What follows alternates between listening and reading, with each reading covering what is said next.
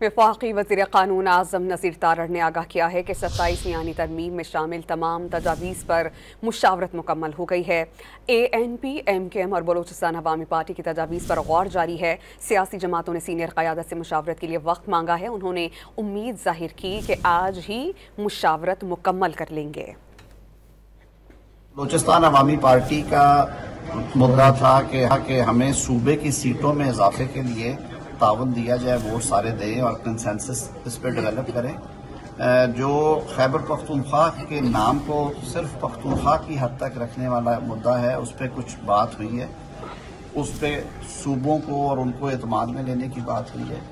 और मुत्तहिदा कौमी मूवमेंट का जो मुकामी हुकूमतों के बारे में 141A की अमेंडमेंट्स हैं कि उनको मुकम्मल खुद मुख्तारी दी जाए, फाइनेंशियल एडमिनिस्ट्रेटिव भी, और उनके टेन्योर के हवाले से जो पंजाब असम्बली की करारदाद है उस पर गुफ्तगू हुई है। अब टाइम लिया गया है कि हम अपनी जो सीनियर क़यादत है उससे भी बात करके वापस आए। वो तजवीज़ आई है, जिनका हिस्सा है, वो किस शक्ल में उसमें डिबेट हुआ है कमेटी में, उसके कंटूर्स जो हैं वो थोड़े से उसको उसमें तराश कराश की ज़रूरत है, जाके जो इंटरनेशनल प्रैक्टिसेस हैं उसके मुताबिक हो। वो मामला भी इस ब्रेक के बाद